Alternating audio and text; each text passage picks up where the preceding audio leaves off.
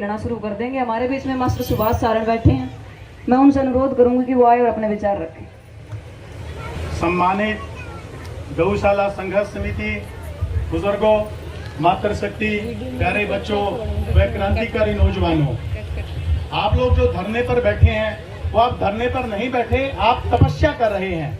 देखिए जो टेम्परेचर है वो 43-44 डिग्री सेल्सियस है और आप लोग जैसे मई जून में कई साधु क्या करते हैं, अपने चारों तरफ गोसे लगा के तपस्या करते हैं।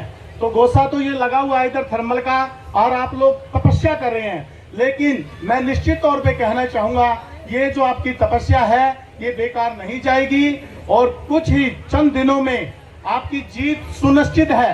लेकिन बड़ी विडंबना है कि सरकार जो है वो संवेदनशील नहीं है, क्योंकि ये तो इतना लंबा चौड़ा मामला ही नहीं था। क्योंकि ये जो हमारा थर्मल प्लांट है वो 8-10 हजार करोड़ का प्रोजेक्ट है और इसके लिए गौशाला की राखी का जो मामला है वो कम से कम अपने को 15-20 लाख रुपए महीना ही चाहिए। इतने बड़े प्रोजेक्ट में ये ऊंट के मुंह में जीरे जैसा है। तो सरकार संवेदनशील नहीं है, इतना लंबा समय नहीं लगना चाहिए था। और बड़ी खुशी की बात है कि आप लोगों का जो धरना चल रहा है वो बड़े अच्छे मैनेजमेंट से और बड़ी अच्छी शांतिपूर्वक चल रहा है। ये हम लोगों ने 13 महीने का जो आंदोलन था, किसान आंदोलन, उसमें हम लोगों ने ये सब सीखा। देखिए लोकल लेवल पे कोई महिलाएं बाहर नहीं आती थी, लेकिन इस किसान आंदोलन ने हम लोगों को धरने पर बैठना, धरना चलाना, शांतिपूर्वक ढंग से सब कार्य सिखाया और शासन और प्रशासन को हमने बात की, हमने उनको मनाया, उनको झुकाया और हर तरह से ये जो हमारी जो कमेटी बैठी है और हम लोग जो दूर दराज से बैठे हैं, जीत सुनिश्चित है। लेकिन जो समय लग रहा है वो गलत है। एक दो चीजें मैं कहना चाहूंगा कि आज जो बेसिक चीजों की जरूरत है वो शिक्षा और स्वास्थ्य की जरूरत है। स्वास्थ्य हमारा वैसे ही खराब हो रहा है क्योंकि थर्मल प्लांट में प्रदूषण बहुत ज्यादा है। प्रदूषण यहाँ पर दो तरीके से हो रहा है।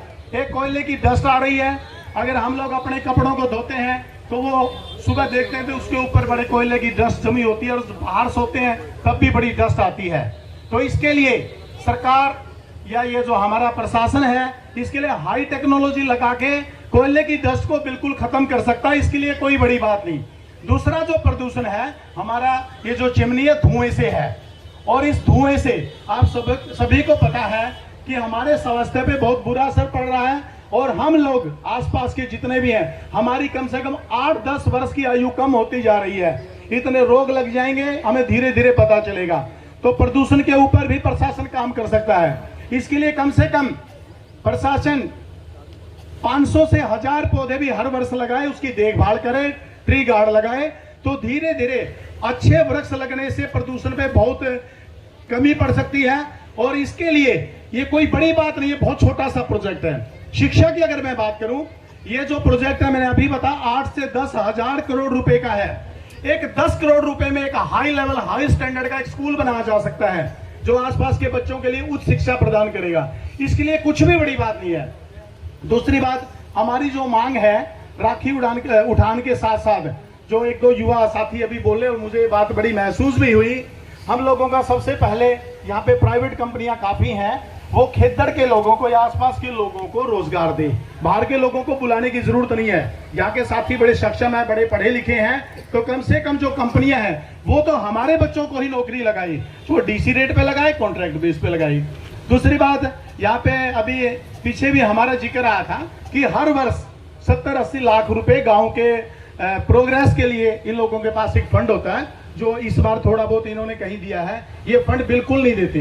इस फंड से हम गांव की काफी तरक्की कर सकते हैं। ये फंड अच्छे कामों में लगाया जा सकता है। ये गांव की जो कमेटी है उससे प्रशासन डिस्कस करके फंड को उचित रूप से लगाने का कार्य करें।